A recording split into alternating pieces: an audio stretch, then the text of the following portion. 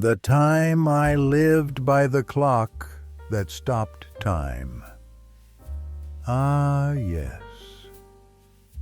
I remember it well.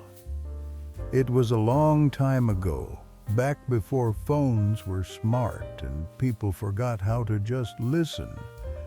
I was 27 years old, and I'd just moved to a tiny village far up north. The kind of place where the postman was still named Einar and delivered letters by horse cart, even though he had a perfectly good driver's license.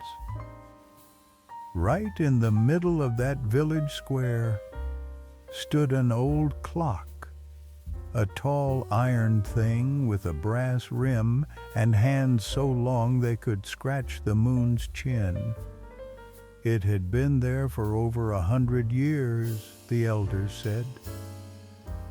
But the odd part, it didn't move. It was forever stuck at 3:12 p.m. And here's the strangest thing. Nobody minded. In fact, they liked it that way. When the clock stands still, so does the stress, old Mrs. Solberg would say, feeding seagulls crackers she claimed were from 1954. I started going there every day, at first just for fresh air, then to see the clock, and eventually to listen to it. I know,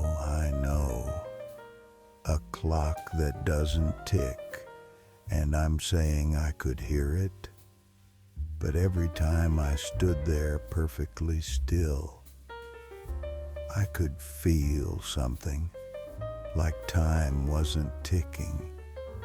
It was breathing, not in seconds or minutes, but in memories. One day I met an old man standing by it. No one knew where he lived.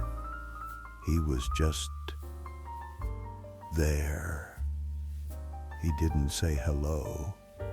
He just smiled and asked me, if you could freeze time in just one moment, which would you choose? I laughed, the way young folks do when old ones say something that lights a fire in your thoughts. But I answered, when my sister taught me how to ride a bike. She let go halfway down the hill and yelled that I could do it on my own. And you? I asked him. He thought for a long while, then said, I already did. That's why I'm here. And he pointed at the clock. Next day, he was gone, never saw him again. But that clock, it wasn't just a clock. It was an anchor. People gathered around it, spoke slower, listened more.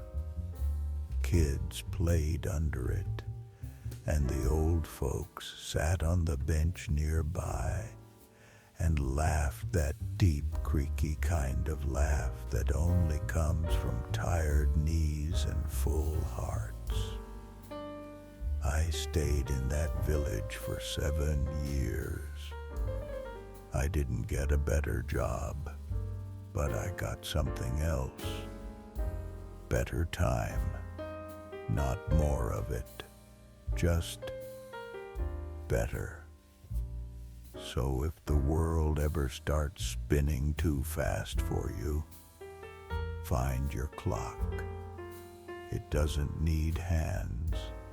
It just needs to remind you that you're here now, and that memories don't keep time.